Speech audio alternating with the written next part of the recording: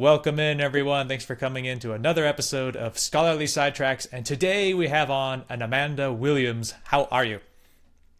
Oh, I'm rocking and rolling and unemployed. Hey, I was doing that for like 9 months, so I get the rock and roll. It's good that you could say that still. It's all about keeping Yeah, the good spirits up during this time. exactly. But we can definitely get to that later since that's don't want More to spoil the recent. lead, but that's the current situation. So then I'll slightly change what I usually ask. Usually the first thing I say is, what do you do and what makes you you? But now that we know the first part, what makes you you, Amanda? What does make me me? I don't know. I'm pretty chill. That's a good start.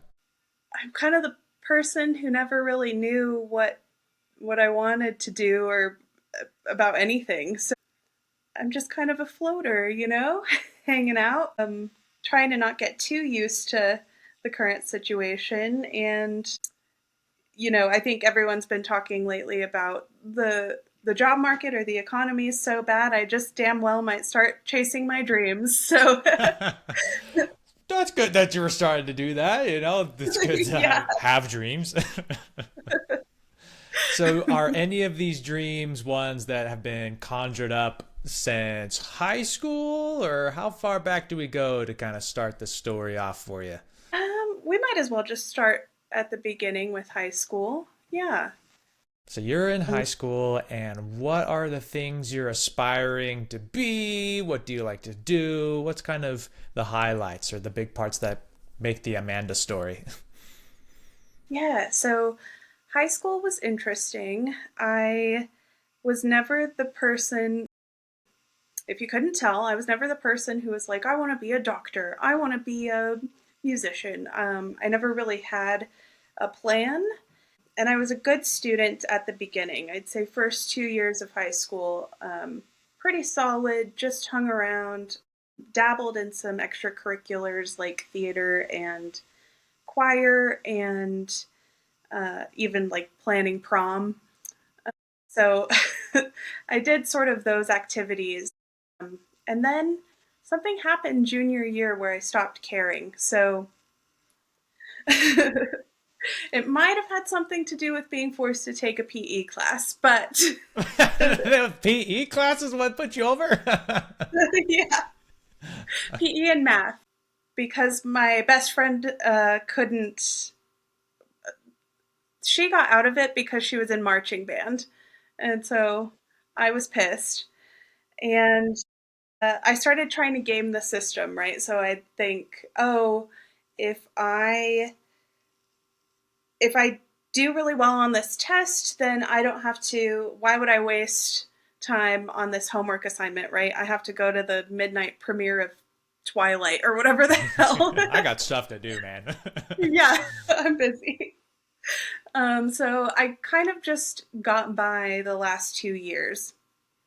And then as it was heading toward graduation, there wasn't an option from my family to not go to college. So that was always sort of imposed upon me. You you have to go, but I didn't have a plan. I didn't know what I wanted to do. So I had wanted to take a gap year, but that didn't work out, sadly. So we went straight to college after high school. Yes.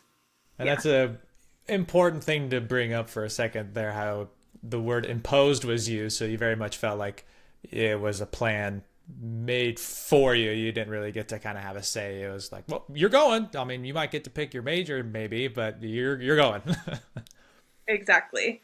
And they I figured it out, right? But they weren't too excited to help me with that demand either. So it was sort of like figure out financial stuff, figure out where you're going to go, do your applications. And so I didn't really have a good attitude about college because of all of that. So yeah, it helped me learn how to navigate systems on my own, but it was sort of like a kick out of the nest. Yeah, it's kind of an annoying thing to be given this thing you have to do, and it's like, well, you go ahead and do it. Like you're like, you don't want any say or help. Like you want me to do this, you don't want to make sure I can. Like what if it gets all screwy? Like maybe I write the wrong application thing, and then I get delayed, and that's all. Well, that's your fault. Like, well, I would have just liked some help on it, is all. Exactly. Some help would have been nice. Yeah. So, what did you go into college for? Initially, I went as a psychology major.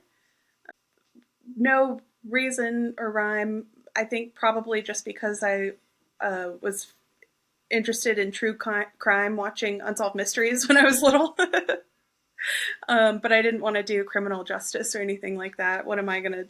I'm not going to be a cop, right? So, I don't want to do this stuff. I just think it's cool. yeah.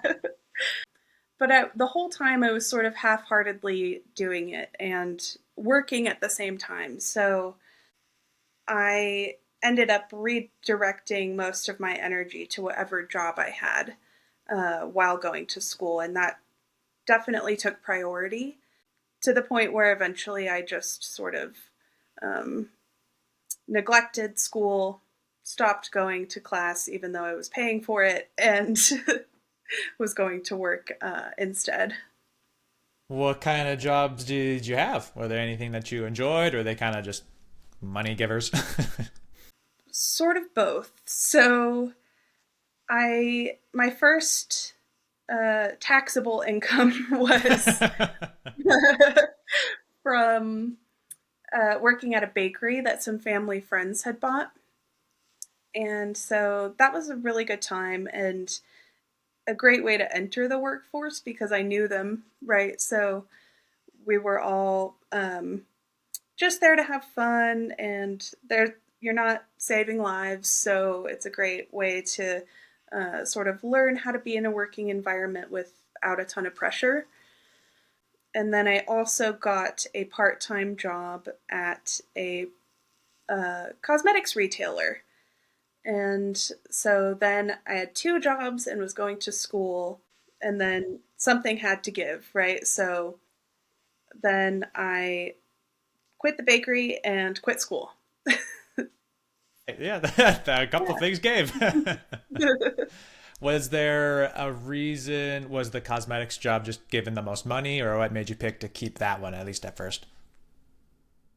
So it was the most money, which it wasn't a lot of money. I think I was starry eyed because it was an income, right?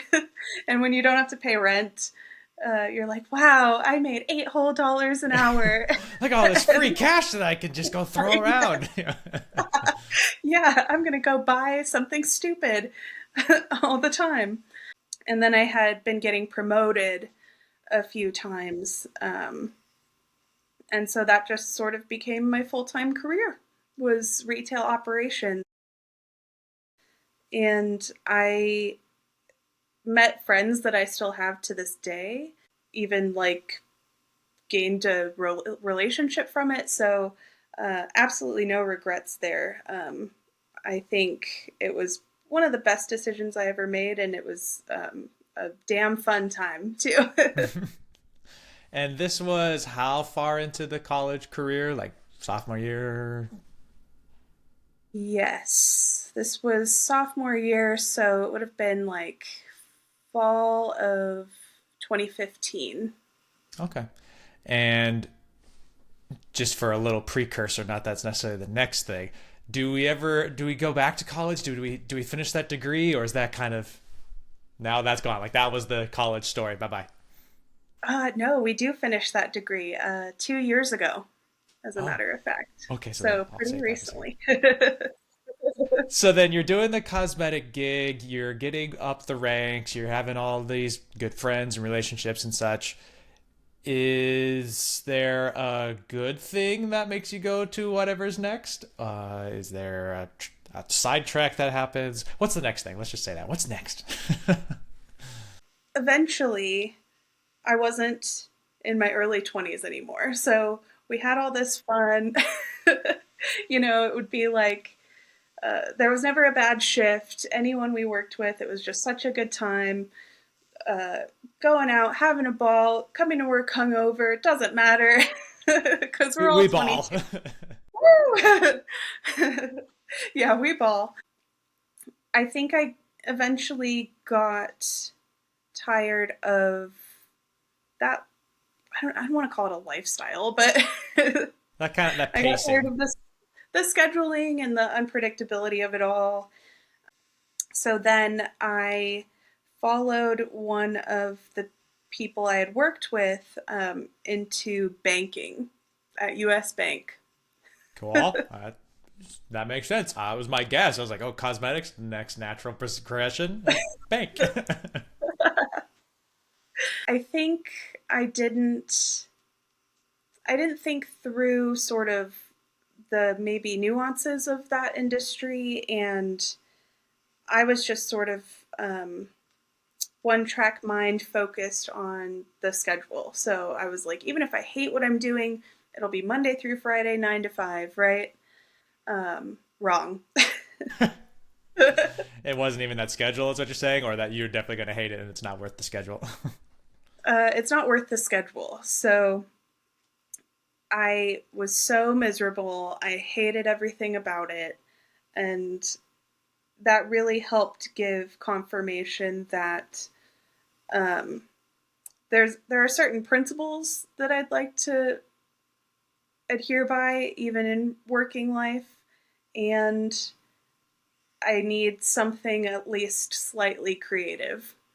Okay. Um, so if we're comparing, even if it's retail at in cosmetics retail, we got to help people, as silly as find a lipstick for after their divorce, or we got to help people learn how to draw their eyebrows on when they were going through cancer treatments. And so it really was that deep in a way. Meanwhile, in banking, it just felt like everyone wanted to be like Wolf of Wall Street, right? It was too much about the grind, or the end goal was always the thing. It was never about the people along the way. You felt like it was kind of transactional, and it's just go go go. Yeah, let's get that money. And sort of the last straw was a woman came in to settle her husband's estate, and I was helping her deal with that. And the branch manager asked me to try to sell her a credit card to pay for his funeral. And so that was just something that I didn't feel good about, and no 9 to 5 schedule was worth that, in my opinion.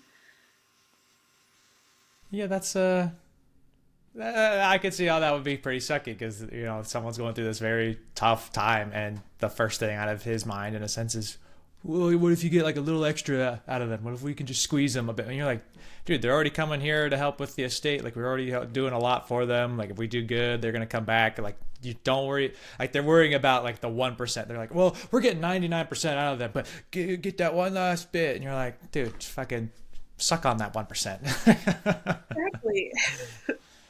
So you leave that job as, Hmm. was it like a teller type position, kind of like just working on the other side of the desk type thing? So it was actually a senior banker position. Oh, hey, Um, I don't know how that happened. I must have schmoozed really well. guess so. But so I was doing loans and consulting on things I had no business. So I have no financial degree. I'm just like just giving you a good opinion. I have an opinion. This is what you should do. This is what seems like it works. Try this. exactly. And sure, I'll refund your fees. Yeah, I can Why do all not? that. It's fine. Yeah. So, do you have like a job in mind when you leave the bank? Are you kind of free floating for a minute? What happens after that? So I always joke that it was the best 6 months of my life because that was the first time that I was unemployed as an adult. Mm. And so I knew that I wanted to be in a creative field or at least creative adjacent. Um, but I wasn't really sure where or how or in what capacity. So, after sort of taking a step back, trying to figure things out, that's of course when COVID hit. So, it was a rough time to be out of work, and I just started applying for seasonal gigs. So, I ended up at Denver Center for the Performing Arts for a little while, and then at Denver Botanic Gardens to be a garden guide in the dead of winter every night, bundled up, telling people where to go to see some Christmas lights. It's the life. And then it was also around that time that I decided to finish my degree. Um, and it was not because anyone else wanted me to, it was because I wanted to. And so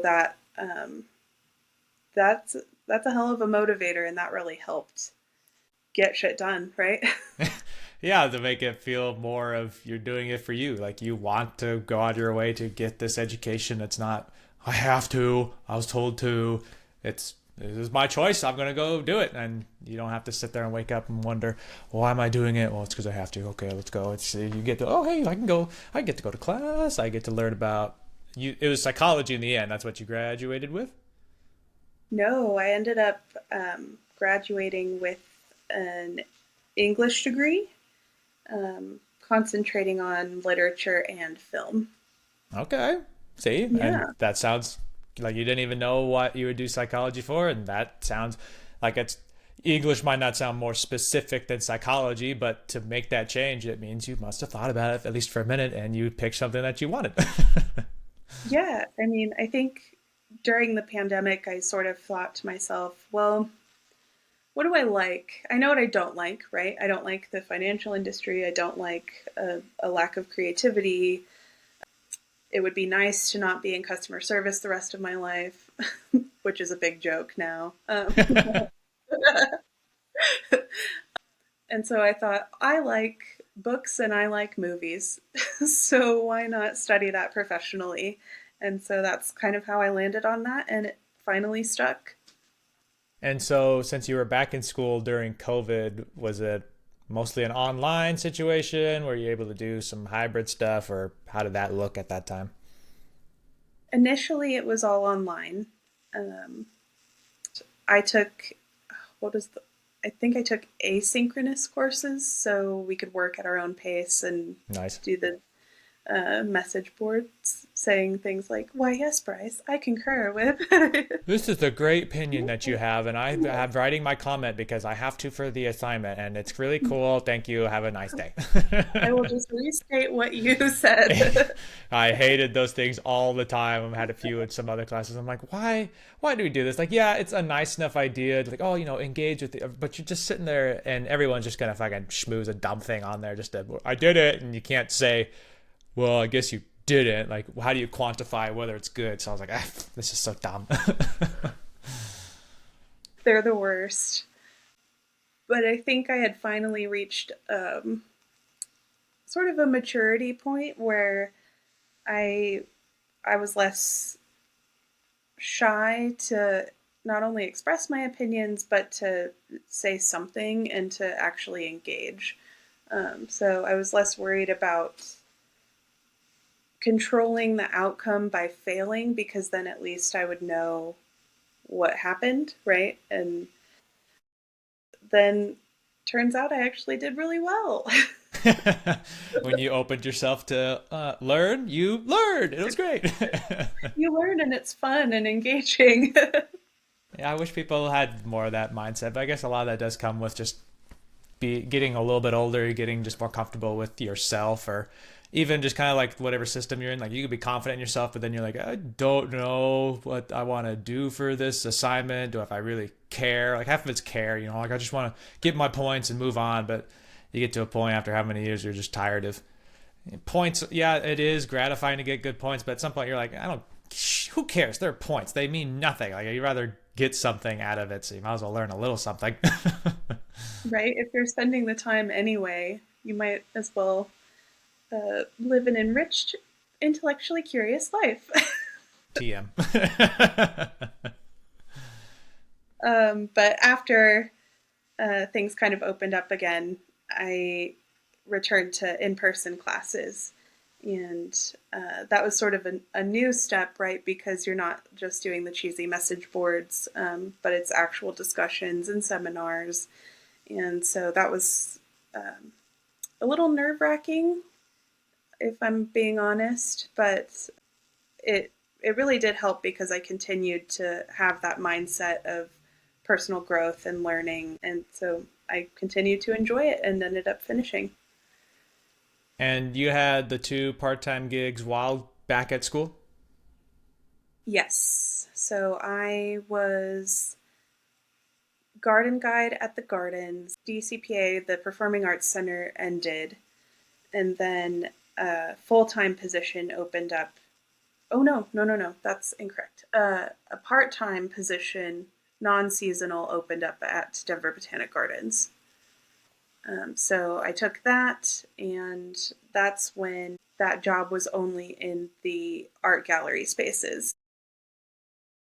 And then, as you saw, it's been growing since then. So It's a it monster. yes, and now it's full time and at the information desk and giving tours and. And so at the gardens, I don't remember exactly how long you had been there, but did this scratch enough of that kind of creative itch that you had that you're like, I need something that's creative in some kind of way? Or like how you mentioned with the cosmetics, you were helping people in more than just, oh, this one's pretty. Okay, bye.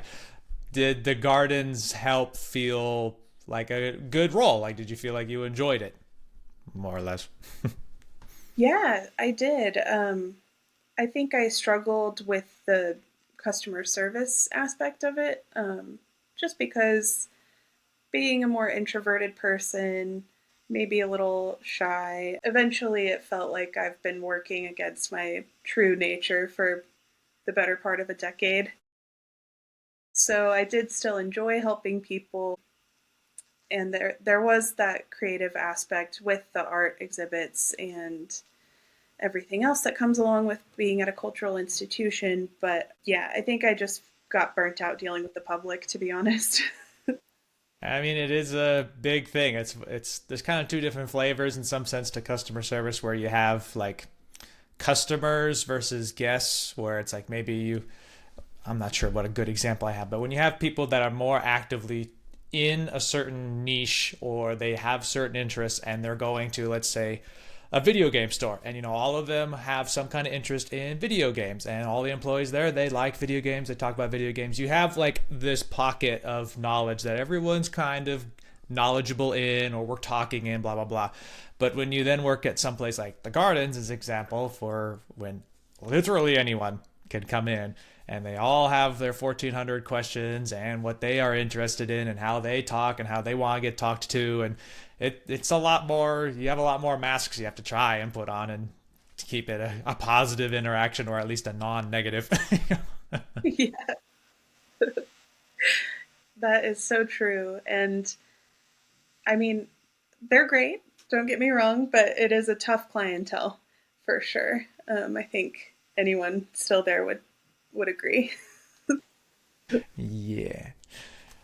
And so you're working at the gardens, and what's kind of in your mind while you're working there? Are you, at least at first, yes, the story's going to change a bit because we know things, but while you're working it, are you planning mentally, okay, I'm going to try and rise through the ranks of this. It'd be nice to have, less of the customer service side. Maybe I can be the manager of this role.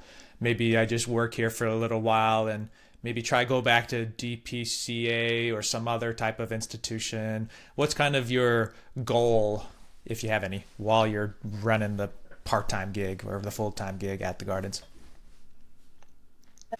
It's exactly right. So I ended up finishing my bachelor's degree, and then it was kind of like, now what? And so I did have hopes to sort of rise in the ranks, if not to get away from the guests, just to grow professionally, right? I had thought, well, I've been here for about 3 years. That's almost, if you look at it, that's almost as long as high school is, or a traditional bachelor's degree. So it's time to either learn or earn or both.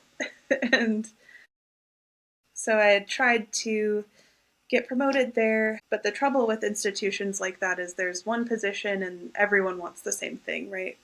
Everyone wants to move up, and so the the strategy is either wait it out for 10 plus years or do the participate in the annual Denver Cultural Institution switch around where we all sort of trade jobs around the SCFD, the cultural scientific facilities. So So like the gardens, the nature museum, the does DCPA count? I'm guessing there's like a bunch of different little decent sized things, entities that you can go work at. In right, that the sense. zoo, um, the Denver Art Museum, and yeah, basically it's like one person leaves and then shit rolls downhill, right? Everyone trades jobs and moves around. So I had when the promotions fell through, I think 2 or 3 times, I had begun looking elsewhere, and sort of dealing with that shuffle. And Denver's not that big of a town, so there It's a weren't huge metropolitan city. What are you talking about? nah, it's still a cow town. Uh, and so there weren't a ton of options, even though I knew I wanted to stick with museums or the arts in some way. And so as I was looking for full time work to replace the gardens, I actually found an internship in the meantime. And that was at History Colorado, the State Historical Society. And I ended up getting that position and then doing that at the same time as the gardens, um, which was so lovely. It was the best experience. And it was with their publications team. Nice. And this is a paid internship? Semantics, right? It's like it was unpaid on paper, I think, for tax reasons, but then they gave a stipend that wasn't considered a wage because it would, if you do the math, it's below minimum wage. But yeah, got a Gotcha. little chunk of change. Okay. And do you feel like you got to use your degree a bit with that one? If you're saying it's part of like publications and stuff, was that in the same wheelhouse as, English lit type stuff? Totally. So I think I got to use my research skills, writing skills, develop a way to learn how to adapt tones to different audiences or based on what the editors are looking for. So it was really valuable experience, and I was just so happy that they took a chance on little old me uh, to do that. So it mainly entailed writing for the weekly newsletter and then an article too for the print magazine, which I'm actually still working on. And so this internship was proposed as like, you will have the end goal to be able to blank, or this is what you need if you want to have this blank role. What did it kind of showcase as? This is why you want to do this internship. Well, I think the hope always, especially with places like that, is to gain employment there. So that was originally my goal, at least, was to work on the publications team at History Colorado, which they definitely tried. They advocated for a new position to bring me onto the team, but unfortunately, with the funding cuts to museums lately, that's just not going to happen. So I'm lucky to still be a part of it, but on a freelance basis, and that is definitely better paid than as an intern. So you still are a part of the publications thing. You're just qualified or classified as something technically different. Yeah, just as a contractor, basically. Gotcha. Um, and it's a small but mighty team, but it does help with, or it is related to my degree, like we were saying, and it's really interesting to me. It's fascinating to go down rabbit holes of random histories around the state of Colorado. So everything from how does International Pickle Day relate to Colorado to a random old movie theater in the middle of nowhere. So um, it's a really fun time. And just going off of how the beginning say you're unemployed, that's like the only gig you have right now. They're saying, and since it's contractual, you have only some weeks you might have a little bit to do, sometimes you have nothing, and so you're not quite calling that a consistently decent enough wage income to be employed. Exactly. Yeah. Gotcha. So we're at today now in the story, yes, hmm and you are hoping what? Like, are you still like kind of holding out for this history thing to maybe get a position there? Are you scouring around more kind of to just, well, as long as I'm in some kind of arts, sciences, history, culture, blah blah blah, then I'm good. What's the hope? What's the try right now? Yeah. So the try right now is to find something related to publications or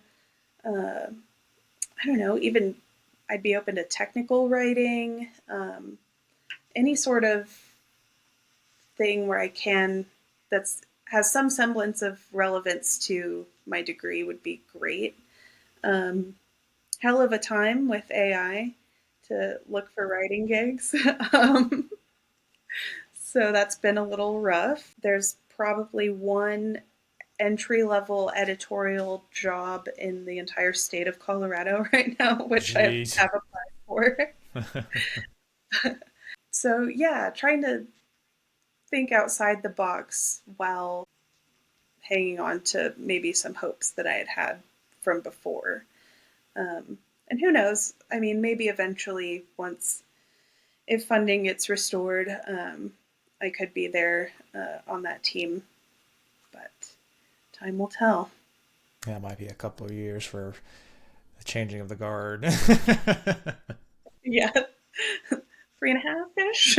Yeah, a little while, unfortunately. It's so early somehow. It feels like a lot happening. So that's I know cool. it's only been a few months. So that segues decently enough because I realized I didn't really spend that much time on the degree. But what about a little like pluses and minuses, highlights, sort of thing of like specifically your English with the emphasis that you had? Like someone else might be listening and go, oh, that sounds really cool. I also like books and film. Do I even want to pursue this? Should I go for like film specifically? Like what's the benefit of your degree? What do you feel like was a good part to it? Or like my advisors made it sound like I could have these type of roles or jobs, blah blah blah.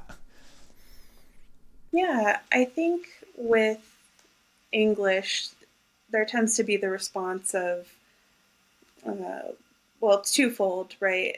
Either people say, oh, so you're going to be a teacher, right? Or, oh, you're going to pay a ton of money to ask people if they want fries with that. Um, they ain't 100% wrong, if I'm being honest. But at least I know how to spell check that menu. Exactly. I can analyze the hell out of someone's order. The Um, tone and why they asked that and how they asked for it. yes. I don't necessarily regret it though. I think the main thing for me personally and that I would recommend is to study what you enjoy. So even though that might not be a huge return on the investment of going to college, I would rather have grown or enjoyed my time than be miserable in something that I'm forcing myself to do. Um, So, as far as potential careers or speaking with advisors about that, I don't know. I think the liberal arts in general are going to have to find a new way to make the degrees relevant, because it seems like they didn't really have answers for me at the time. Also, you can go into publishing, right? Since I had a film concentration, in your wildest dreams, you could be a film critic, you could be a film writer, you could get into directing. But that business, shockingly, is not very huge in Colorado. So those are things that I would be open to, but they don't necessarily translate in sort of this market that seems to be lacking a little creative thinking in terms of skills. I don't know if you've found that in your job search. Well, for me, going so much into education, trying to be in like student services, there is this that also works great of like creative thinking in that nowadays so many things have to be justified, or you have to show exactly why your dollar matters, or the whole stupid Doge crap with having to show how a certain degree was going to translate to exactly how many dollars and why that's valuable. Why should people even take engineering or English or astronomy, physiology, whatever? Like, what's even the point? Should it even exist? And this whole crackdown on everything that is not just the stereotypical necessary of like, are you actually going to be functioning and making lots of money?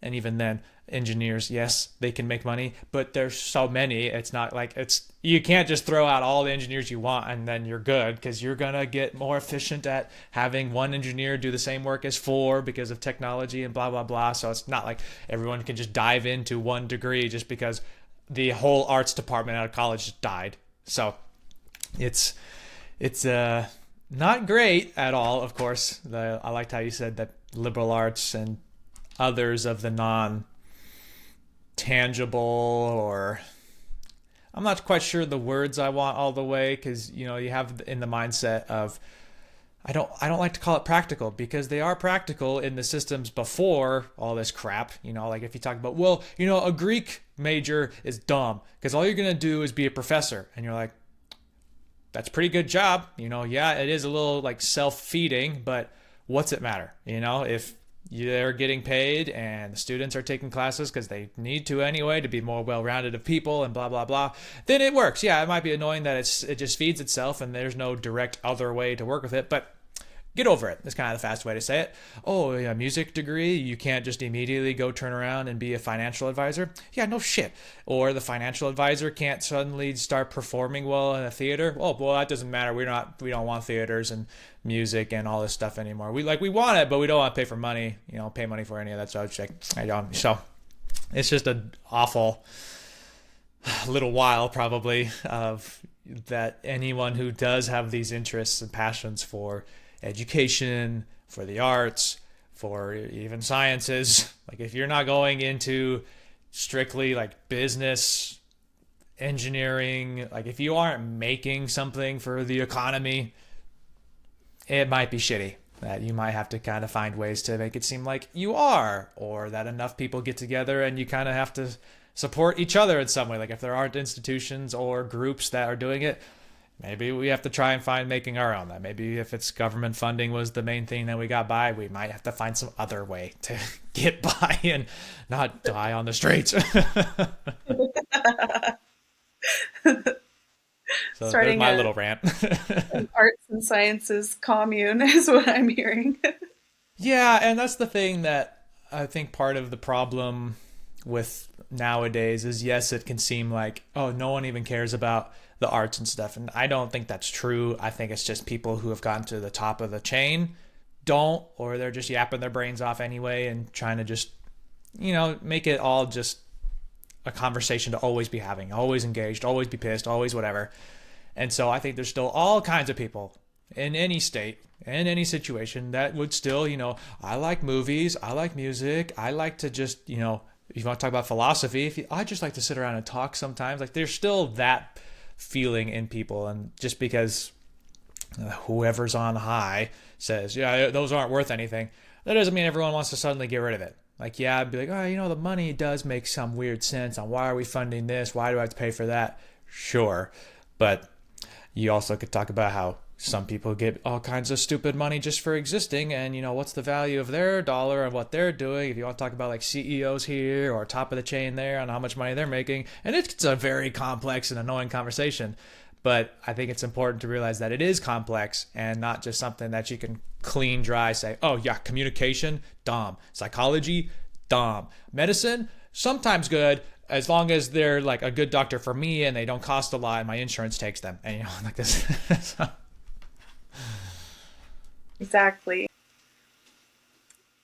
Whether it's humanities or sciences, I think, like you're saying, they do still have value, and there is a critical thinking crisis in this country. And so I do think it is worthwhile to teach people how to read something and analyze it and distill it down, or maybe inspire them to write in a way that is truthful and makes sense. And yeah, it'll be a rough time for a little while. Yeah, that it might have to, we all have to eat. We all have to pay for 1,000 things. So am I saying everyone should just, hunker down and wait for things to be good? That's going to be up to each person on what they can or can't handle. Like if you are fine enough in financial, like your financial situation to where like maybe you live at home or rent's cheap, whatever, that you can kind of hunker down, you can kind of fight through with, maybe you're working at a college and like the whole arts department is just shutting down essentially, and you're trying to still work in that. Well, if you have the passion for it, great, keep doing it. Don't let anyone say, oh, well, whatever. If you want to do it, do it. But then that also doesn't devalue, or it doesn't make anyone that's listening here any lesser of a cultural person, of an artistic person, of a scientific mind. If you have to kind of just go, I need money, I gotta go work at the diner, I gotta go work at the bank, I gotta work at what's the word, cosmetics, whatever thing, because you got to, it gets to a point where you have to take care of the bare minimum. If you don't have food, shelter, water, and whatever, then you can't build onto the happiness part. And so whatever the situation is for you, you're not devalued. Like you're not a loser because you had to leave your preferred sector for a time. Like if you're in the arts, it's fine to leave to take care of yourself. You can always come back. I'm pretty sure we're going to be able to come back. I don't think we're going to shut down things forever. And honestly, if you want arts, for example, for that bad, maybe we just have to consider moving. That's just that's an option. Like you have to find what is the minimum, like what you have to hold on to. And if being an American citizen in Colorado and being in the arts is the three things, then you're just going to have to figure out how to make those work. Exactly. And I think to your point of, food, shelter, water, and maybe leaving the arts in order to have those things. If it's your passion, right, it doesn't necessarily have to be something that makes you money, right? Like it doesn't have to be a capitalist venture necessarily. And I get it, right? Like I don't have time for a million hobbies, but maybe that means that your creative outlet is more of a hobby rather than a moneymaker for the time being. Yeah. And it's a catch-22 because some people that when they do turn their passion into a career, it kills it for them. It gets rid of the creativeness because now they have, deadlines, they have schedules, they have other people's opinion on if they're, curating things for other people, and that can kill it. But then you got others who are doing the hobby and they might feel that it's pointless because they're not getting paid or they're not getting that kind of validation. They can't put it in a gallery and have people say, oh, it's great. Like they can do it for themselves. They can put it on 14 socials and get people to say, oh, yeah, that's nice. But, some people it's like, well, why do I have to put in all this time over at Burger King and then I have just enough time in a month to maybe do one good painting? And then that's it. Like I just do the painting. It doesn't do anything. Yeah, I enjoyed making it, but then it just feels like it's just sitting there. Like it's tough. It's so everyone's got to.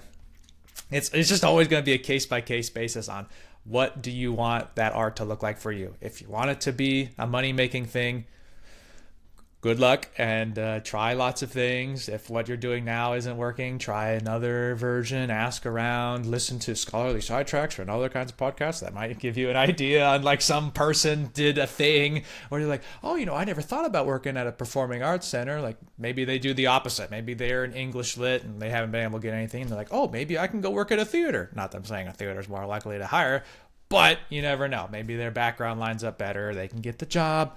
Yada, yada. Exactly. And I think that's sort of,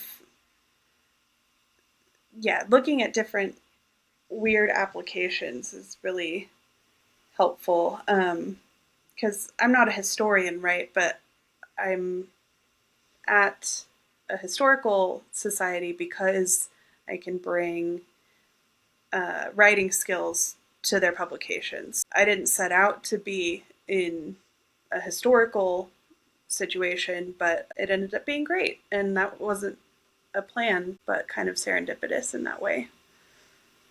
Yeah, I find that a lot of people can find a good gig by semi-accident or just by, one day you get tired of, like, let's say it's me in this example, and, I'm putting applications to university after university, and maybe you pick for only like the big ones in this example. Like maybe you only care about like, I want the University of Arizona, I want the University of Colorado Boulder, I want Arkansas, Texas, whatever. I want just the big names. If you don't recognize it, I don't want it.